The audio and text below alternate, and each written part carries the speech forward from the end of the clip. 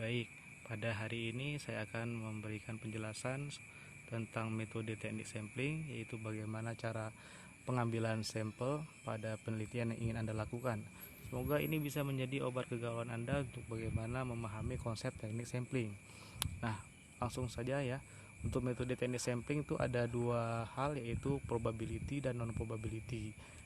Baik, yang pertama kita bahas dulu tentang teknik sampling dengan probability.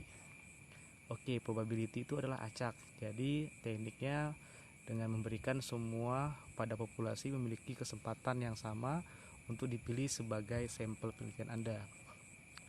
Biasanya ini digunakan pada penelitian-penelitian untuk sifatnya kuantitatif. Baik ya, ada beberapa teknik probability. Yang pertama adalah simple random sampling atau cara pengambilan sederhana terhadap sampel. Baik, bagaimana cara melakukan teknik random sampling? Maka Anda harus melakukannya, misalnya contoh begini.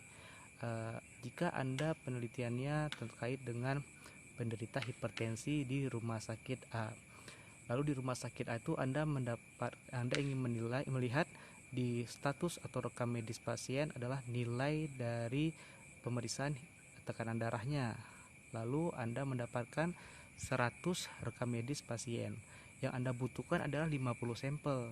Nah, caranya adalah Anda tinggal menulis atau mengkode di dalam kertas dari nomor 1 dengan nomor 100 ya. Anda potong-potong kecil-kecil nomor 1, 2, 3 sampai dengan 100, lalu Anda masukkan ke dalam toples atau ke dalam yang Anda anggap itu sebagai wadah untuk pengumpulan semua kertas-kertas tadi yang sudah ditulis nomor rekam medis atau kodenya, maka nanti dimasukin ke dalam toples. Lalu Anda tinggal ambil secara acak sampai dengan jumlah 50. Maka 50 sampel yang sudah Anda ambil tadi itu menandakan bahwasanya Anda sudah menganggap semua populasi penderita hipertensi di rumah sakit tersebut sudah menjadi 50 sampel itu sudah menjadi sampel Anda. Paham ya untuk random sampling ya. Yang kedua adalah kita dengan teknik systematic sampling. Systematic sampling bedanya dengan random adalah pada sistematik biasanya peneliti menentukan dulu titik awal pemilihan sampelnya. Nah, contoh tadi seperti yang penderita hipertensi tadi ya, ada 100 orang, maka kita ambil buat kode dari 1 sampai dengan 100. Nah, misalnya nomor startnya adalah nomor 2, maka nomor 4, nomor 6, nomor 8 dan nomor selanjutnya itu menjadi sampel penelitian Anda sampai dengan jumlahnya 50. Atau pada gambar ini juga bisa diilustrasikan ya. Saya ngambil gambar ini dari Question Pro. Nah, pada gambar ini ada populasi 1 sampai dengan 9. Nah, bagaimana cara mengambil sistematiknya? Dia menggunakan kelipatan 3. Di awal dengan angka 3, terus angka 6 dan angka 9. Maka didapatkan sampelnya 3, 6 dan 9 sebagai sampel penelitian yang akan dipilihnya. Next, kita mulai ke stratified atau proportional stratified sampling. Nah, pada stratified ini seperti judulnya adalah strata, tingkatan. Berarti setiap populasi itu untuk menjadi sampel dibagi ke berbagai tingkatan. Nah, contohnya adalah seperti di gambar berikut ini. Saya ambil di Question Pro gambarnya. Nah, pada gambar ini ada beberapa populasi ternampak di gambar ini. Nah, pada populasi itu diambillah beberapa tingkatan, yaitu berdasarkan usia misalnya. Nah, di sini terlihat adanya bahwasanya ada tingkatan usia tua, tingkatan usia dewasa, lalu tingkatan usia anak-anak. Nah, berarti dia sudah membuat sebuah tingkatan. Atau ilustrasi lain adalah jika misalnya Anda ingin melakukan penelitian tentang status kesehatan di sebuah sekolah dasar, sedangkan Anda ingin melakukan pengambilan sampel sebanyak 60 orang. Nah, Anda ingin melakukannya pada tingkat kelas 4, 5, dan 6. Maka Anda akan mengambil sampel di kelas 4 sebanyak 20 orang, di kelas 5 20 orang, dan kelas 6 adalah 20 orang. Maka Anda sudah bisa menentukan sampel Anda 60 berdasarkan dengan konsep teknik stratified random sampling. Lalu ada teknik cluster. Pada teknik cluster Di sini Anda bisa melakukan teknik pengambilan berdasarkan dari kelompok yang besar ke kelompok yang kecil.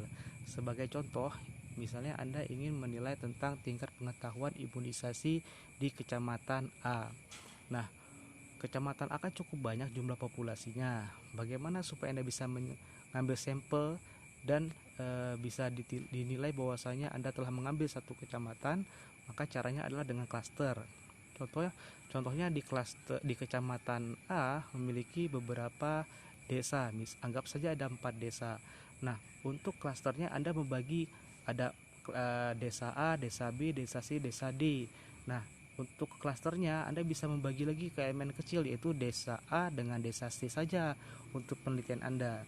Nah, lalu Anda bisa klaster kembali dari desa A itu berapa rumah yang Anda ambil, misalnya 10 rumah atau 10 kakak. Lalu di desa C Anda mengambil 10 kakak.